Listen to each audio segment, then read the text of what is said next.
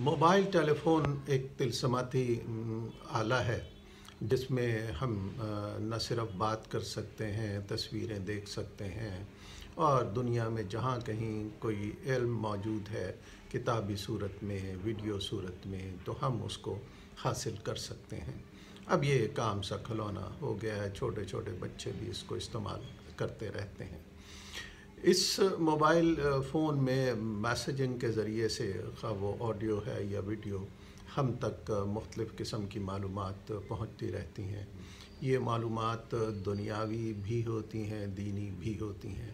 اب ہم تک کلام پاک، حدیث مبارکہ، بزرگوں کے قصے، نصیحت آموز کہانیاں، اقوال زریں اور اس طرح کی بے بہا قسم کی چیزیں ہم تک پہنچتی رہتی ہیں، ہم تک پہنچتی ہیں، ہم آگے فارورڈ کر دیتے ہیں۔ اس طرح اب کوئی شخص یہ نہیں کہہ سکتا کہ اس تک ہدایت نہیں پہنچی، اس تک ہدایت پہنچ رہی ہے۔ وہ جو پروردگار نے کلام پاک میں کہا ہے، اِنَّا ہَدَيْنَاهُ السَّبِيلَ اِمَّا شَاكِرًا وَإِمَّا كَفُورًا، تو پروردگار نے یعنی ہماری جو ہدایت کی طرف ہماری رہنمائی کر دی، سبیل کی طرف رہنمائی کر دی۔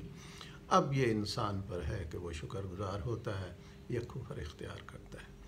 اب کوئی شخص یہ نہیں کہہ سکے گا کہ مجھ تک ہدایت نہیں آئی، کیونکہ ہر صورت میں اس کے پاس کوئی قرآنی آیات آ جاتی، احادیث آ جاتی ہیں، اور اس طرح کی نصیحت آموز چیزیں آ جاتی ہیں، اور پھر لوگ بڑے شوق سے ایک سے دوسرے کو فارورڈ کرتے رہتے ہیں۔ سوچ لیجئے، اس کے ذریعے سے آپ تک اچھی باتیں، نیک باتیں، دینی باتیں، اصلاحی باتیں پہنچ گئیں۔ اب آپ کا یہ کام ہے کہ جو باتیں آپ تک پہنچیں ان پر عمل کرنے کی کوشش کریں تاکہ ہم ہدایت یافتہ ہو سکیں۔